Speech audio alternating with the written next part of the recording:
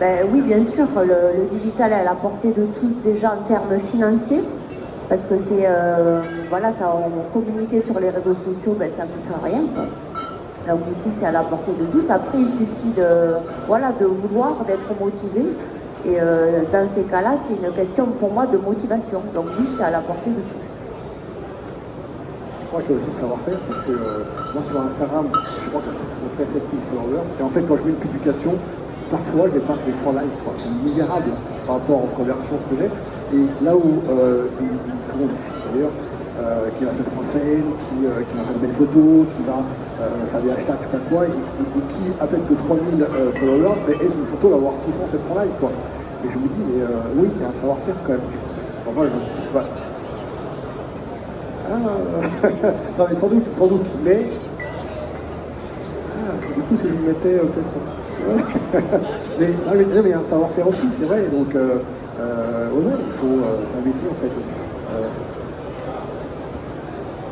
T'as également la fréquence de tes posts. Je ne sais pas quelles sont ta fréquence sur Instagram, mais c'est vrai qu'après le logarithme te perd un peu dans le. C'est-à-dire que tu peux avoir 7000. Ça c'est plus Alexis, hein, qui est plus qu'elle est là-dedans. Hein, je pense que sur comment fonctionne justement, c'est vrai que c'est intéressant de le savoir parce que tu as le nombre de followers et Ouais. Non mais en gros, pour moi ce sont deux débats qui sont presque différents maintenant sur les réseaux. La course aux followers en est une, l'engagement en est une autre. C'est deux questions qui aujourd'hui n'ont rien à voir. C'est-à-dire on choisit une stratégie d'engagement, une stratégie de recrutement. Je pense que c'est là les deux qui se mettent de côté. Et le deuxième point, c'est la question de l'algorithme et de comment on arrive à remonter dans l'algorithme. C'est assez obscur.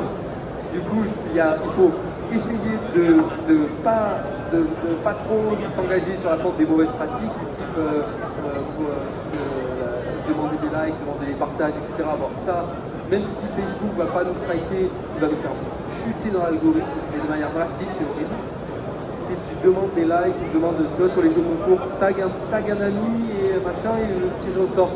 Ils vont pas interdire, c'est interdit officiellement, ils vont pas l'interdire, mais ils te font chuter dans l'algorithme. Donc c'est une galère.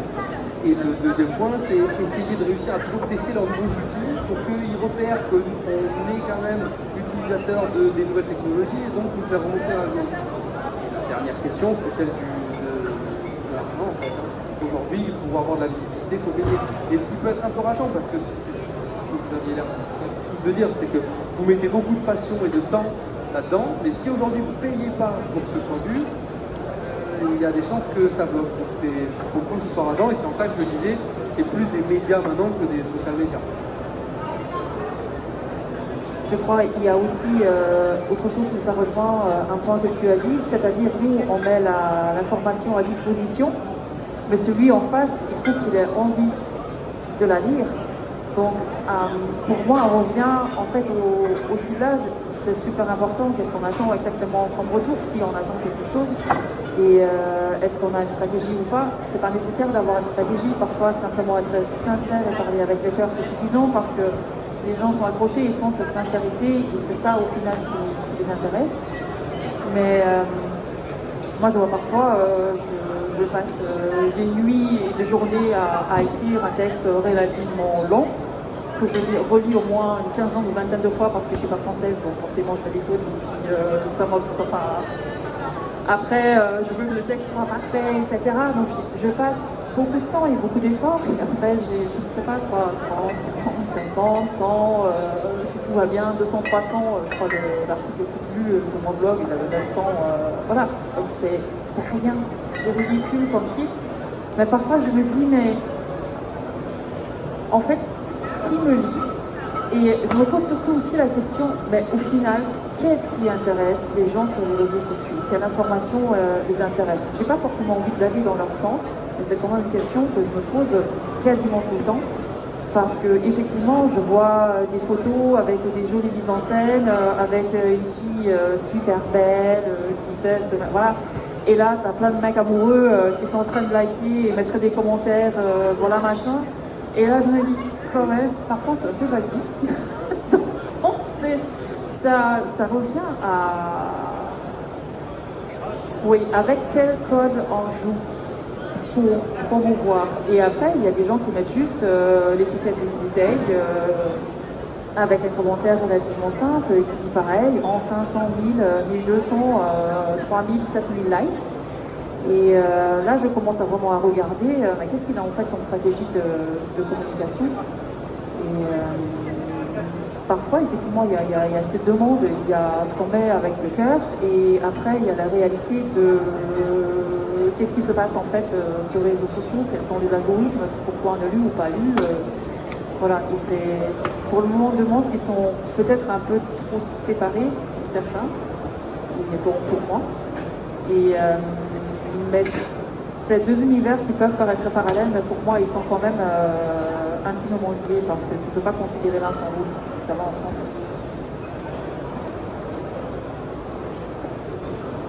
Je pense aussi que les followers maintenant ont accès à tellement une multitude de blogs, de posts sur tellement de sujets différents, alors qualitatifs ou moins qualitatifs.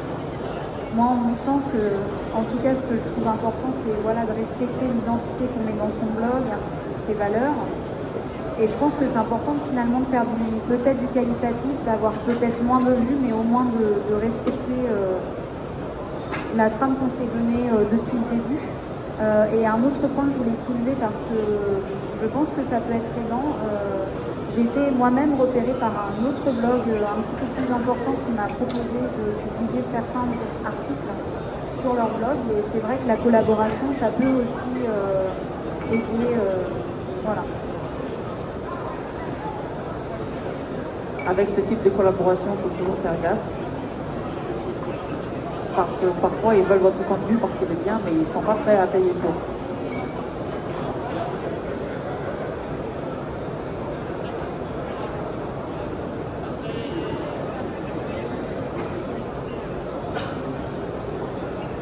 Oui, je pense que c'est vraiment à la portée de tous. Après, ce qui n'est pas à la portée de tous, c'est aussi de savoir se mettre un peu à l'écart des autres, dans le sens, pas chercher à se comparer tout le temps. Voilà, je vois une pin-up à moitié à poil sur la plage avec une bouteille de vin, elle fait 5000 likes. Bah, moi, avec mes photos, j'en fais 20, 30, mais je suis content parce que c'est ce que j'ai envie de faire. Et si c'est ce qu'elle a envie de faire, elle, très bien aussi. Je pense que le mieux, voilà, c'est pas de se comparer finalement, et voilà, on en rigole, c'est ça aussi, on en rigole beaucoup. Et voilà, et après ce qui est difficile aussi, c'est que ce qui n'est pas donné à tout le monde, je pense, c'est de continuer dans le temps, de perdurer, même si on a l'impression que ça n'avance pas. À un moment donné, on se dit, bon, ça fait 4-5 ans que je fais ça, est-ce que ça vaut vraiment la peine? Et non, en fait, c'est toujours aussi plaisant, donc voilà, c'est savoir perdurer en fait, qui est le plus difficile, je pense, pour tout le monde. Donc oui, pour répondre à la question, oui, c'est à la portée de tout le monde. Après, il faut trouver son réseau, c'est plus peut-être Facebook, c'est plus LinkedIn. Ça peut être différent suivant la personne et suivant ce qu'on a envie de dire aussi. Et puis oui, je rejoins complètement, il faut rester soi dans les publications. Si ça fait 20 likes, et ben ça fait que 20 likes. Par contre, voilà, on est en phase avec son idée. Dire ce qu'on fait et faire ce qu'on dit, c'est important. Alors je vais être obligé de vous laisser parce que j'ai du monde sur mon stand. Je suis désolé, merci beaucoup de l'invitation en tout cas. Et puis n'hésitez pas pour ceux qui veulent passer sur le stand. C'est dans le hall numéro 6.